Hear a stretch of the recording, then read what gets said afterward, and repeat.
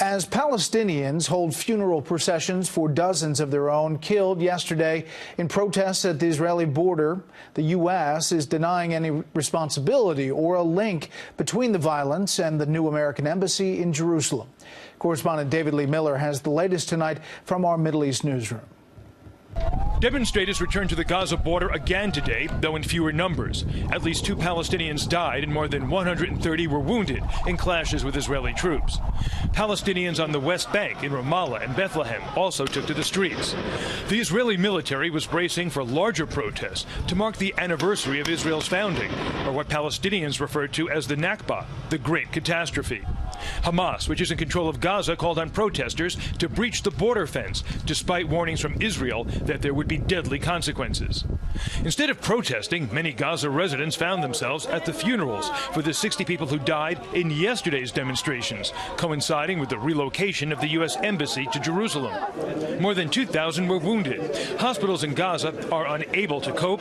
Medicine, blood, and doctors are in short supply, making it difficult to treat patients.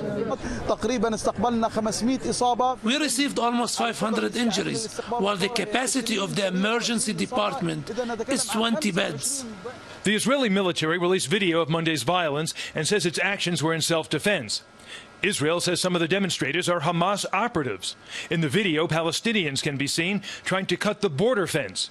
In one instance, the military says it opened fire when militants tossed pipe bombs and grenades at soldiers.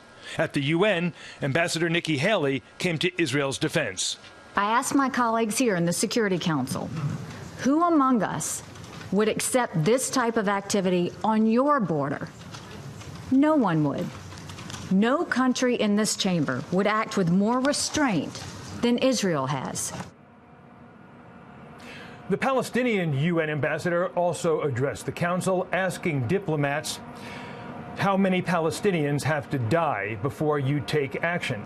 And in another development, Palestinians say they are recalling their U.S. ambassador in protest over the relocation of the U.S. embassy to Jerusalem.